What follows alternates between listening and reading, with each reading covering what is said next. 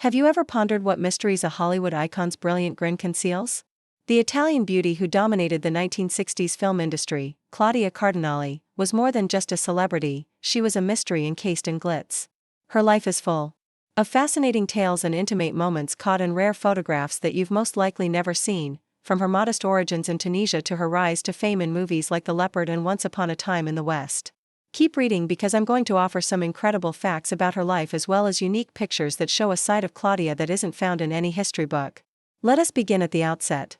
Imagine a young girl who was born in the Tunisian seaside village of La Galette in 1938. Yes, her full name is Claude Josephine Rose Cardinale.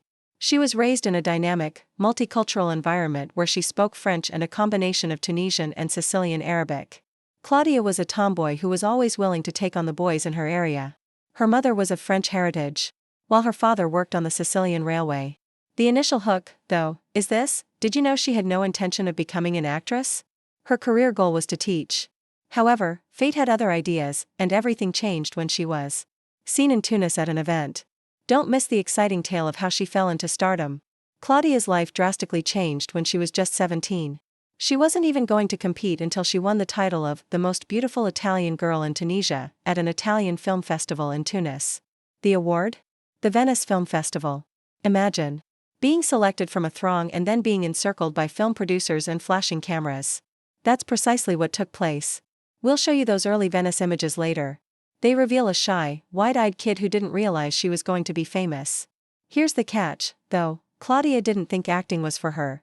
She attempted to attend a film school in Rome but struggled since she missed home and her Italian was not very good. She returned to Tunisia with the belief that her aspirations of becoming a movie star were over. However, fate had not yet finished with her. This is where things start to get serious. Claudia had an incident that will change her life in 1958. After a horrific encounter with an older guy, she became pregnant at the age of 18. She was afraid it would destroy her future, therefore this was a big secret.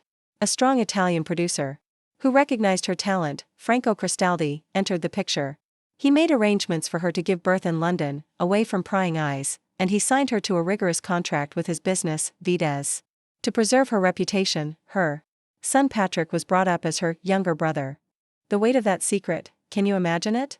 A young Claudia can be seen concealing a lot behind her brilliant grin in those rare old pictures, which we'll show you at the conclusion. Her perseverance in this is admirable, so keep watching. Claudia's career took off like a rocket despite the obstacles. Cristaldi's strategy was to give her tiny roles at first, but only with prestigious directors. She was learning the ropes with superstars like Marcello Mastroianni in movies like Rocco and His Brothers and Il Bel Antonio by 1960. Her deep voice and dark, expressive eyes made her stand out, and her beauty was apparent.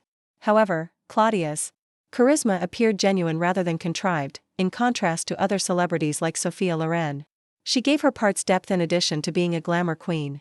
Are you curious about what makes her so appealing? We'll go into more detail about her difficult early years soon. By 1963, Claudia was well known throughout the world. She starred in two classic movies that year, The Leopard by Luchino Visconti and 8½ by Federico Fellini. Fun fact, she filmed both films simultaneously while rushing back and forth between Rome and Sicily. Visconti, who dyed her hair every 2 weeks, wanted her black, whereas Fellini wanted her blonde. Claudia was shown in both of these films as a dreamy muse in 8½ and as a bold, attractive noblewoman with Alain Delon and Burt Lancaster in The Leopard. You'll see her smiling as she manages these hectic schedules and hidden photographs. From these scenes, what did she do? A significant portion of her unknown story is her tenacity. However, Claudia's life wasn't entirely glamorous. Cristaldi had complete control over her. He made decisions on everything, including her friends and weight. She once said that she didn't feel like she had control over her own life. She never lost her spirit, though.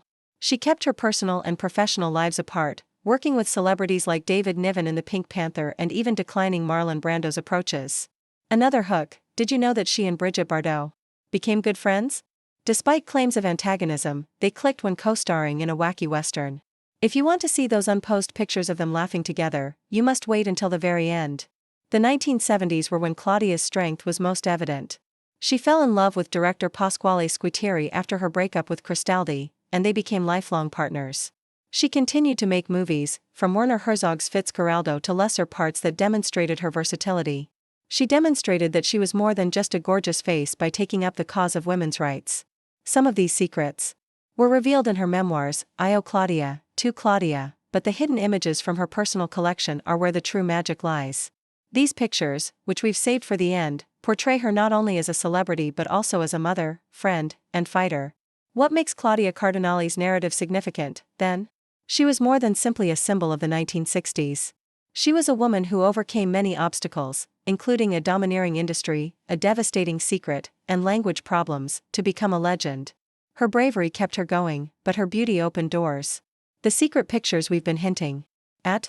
You won't find these moments of her life in magazines, Claudia on the set, silently clutching her son's hand or giggling with her co-stars. They depict the myth's actual woman.